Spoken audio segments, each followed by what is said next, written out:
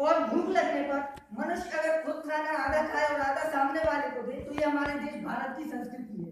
और इतनी धनी संस्कृति रखने वाला हमारा देश आखिर क्या जरूरत पड़ गई कि आज हमें वुमेन एम्पावरमेंट जैसे शब्द पे प्रेजेंटेशन देनी पड़ रही है, कार्यक्रम करने पड़ रहे हैं। क्या पहले ऐसा था? हम थोड़ा सा ज्यादा समझ नहीं लूंगा मैं।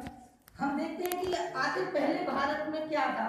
भारत के बारे में एक बात कही जाती है कि भारत में अंग्रेजों के आने से पहले और अंग्रेजों के आने के बाद महिलाओं की स्थिति बहुत ही बदतर हुई है और दूसरे देशों में महिलाएं सशक्त हैं।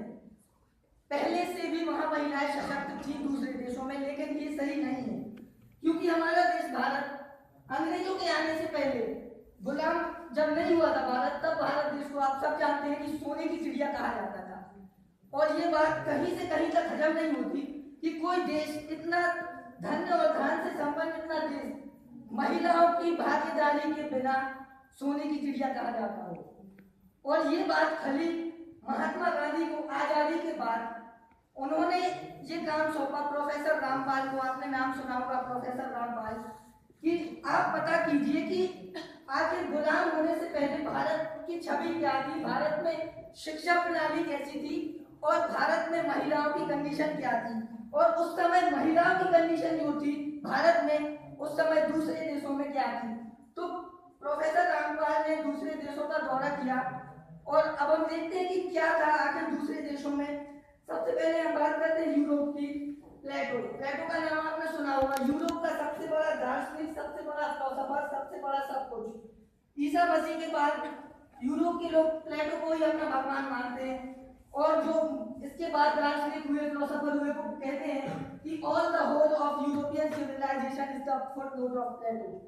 प्लेटो की ने कई किताबें लिखी, जिनमें से दो की चर्चा मैं आज करूंगा। एक है द रिपब्लिक और एक है टाइटॉस। द रिपब्लिक में प्लेटो लिखता है कि शिक्षा की जरूरत महिलाओं को नहीं होती। और द लॉज, इसमें प्लेटो ने लिखा है कि किसी भी न्यायालय में न्यायाधीश को महिलाओं के गवाही पे विचार करना नहीं चाहिए, क्योंकि महिलाओं को सत्य का ज्ञान नहीं होता, महिलाओं में विवेक नहीं होता, क्योंकि महिलाओं में आत्मा नहीं होती। प्लेटो का है, मेरा नहीं। और आपको जानकर आश्चर्य होगा कि 1950 तक यूरोप में महिलाओं को वोट देने का अधिकार नहीं था। वोट देने का छोड़िए, बैंक में खाता खुलवाने का अधिकार नहीं था। बैंक में खाता अगर खुलवाना है तो महिला अपने पति के नाम से खुलवाए, पति नहीं है तो लड़के के नाम से खुलवाए, लड़का नहीं है तो पड़ोसी के लड़के के नाम से खुलवाए। बाजार महिलाएं अकेली नहीं जा सकती थी। क्यों? क्योंकि आत्मा नहीं है, पता नहीं कहाँ जाए। और जो कंडीशन यूरोप में थी वही हर जगह थी। लॉर्ड मैकॉले, नाम सुना होगा आपने। भारत की शिक्षा प्रणाली की जो कंडीशन की है इन्होंने की है, सब बिगाड़ के रख दिया। लॉर्ड मैकॉले आप जानते हैं, हाउस ऑफ कॉमन्स और हाउस ऑफ लॉर्ड्स, ये ब्रिटिश की संसद है, ब्रिटिश पार्लियामेंट। यहाँ पे जो कुछ भी होता है, स्पीचेस होती हैं, जो विधेयक पारित होते हैं, वो सब लिखित रूप में प्रकाशित होते रहते हैं समय समय पर। हंसार नाम की प्रेस है।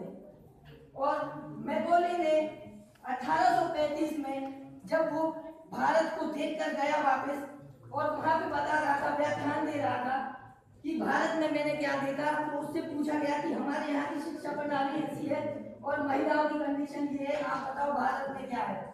तो मैकॉले बोला कि भारत के लोग बड़े अजीब हैं, वो हम जो सोचते हैं उसका उल्टा सोचते हैं। हमारे यहाँ महिलाओं को टेबल कुर्सी माना जाता है, जब तक पसंद आए यूज करो, नहीं तो अलग करो। लेकिन भारत के लोग बड़े विचित्र हैं, वो कुछ और मानते हैं। वो ये मानते हैं कि महिलाओं के बिना, स्त्रियों के बिना पुरुष को मोक्ष नहीं होता। और ये बात उसने कही कि वहां पे हमारे यहाँ गुरुकुल होते थे पहले, स्कूल नहीं। उसने बताया कि भारत में वो हर काम महिलाएं करती हैं जो पुरुष करता है। और भारत में जितनी गुरुकुल है, लगभग 53%, 53% गुरुकुल में आचार्य जो है वो महिलाएं हैं।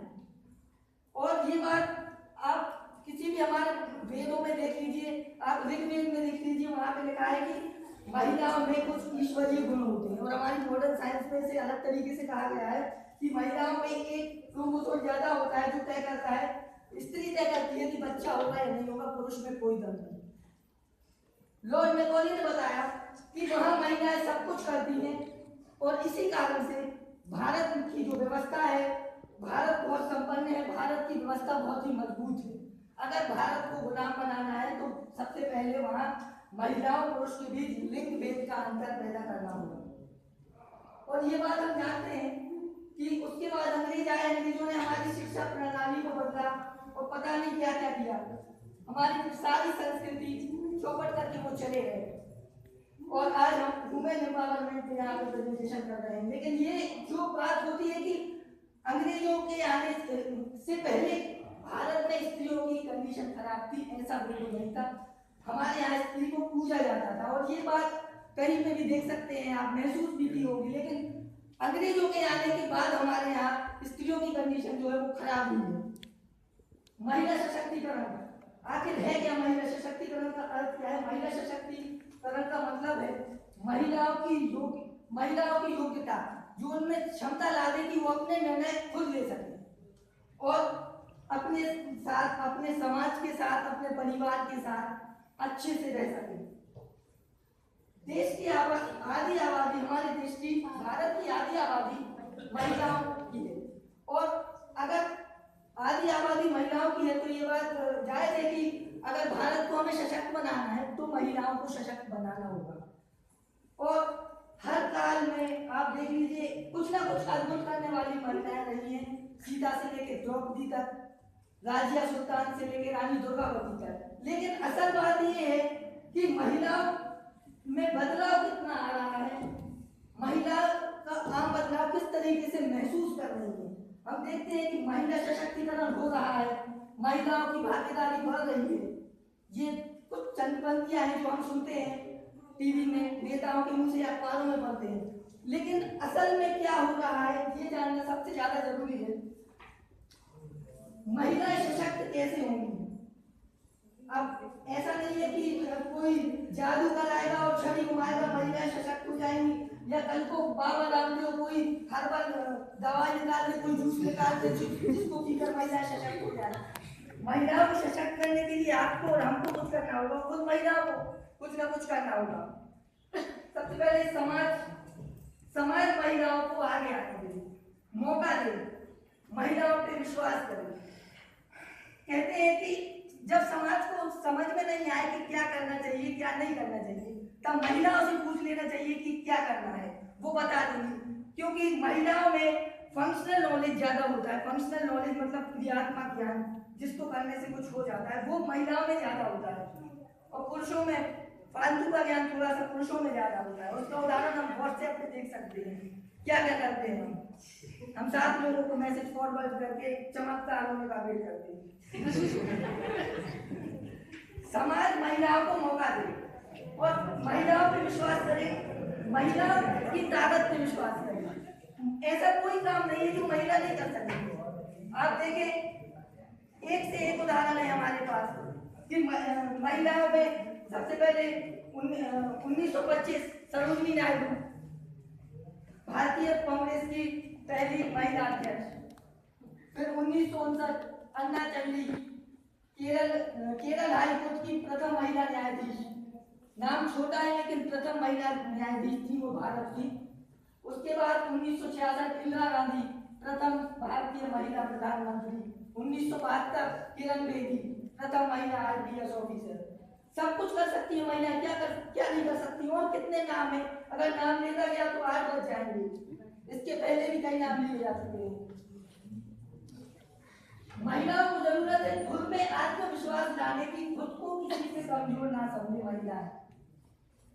और ये बात देखने में आई है कि महिलाएं थोड़ा सा डिस्टर्ब जल्दी हो जाती है, थोड़ी सी विचलित जल्दी हो जाती है।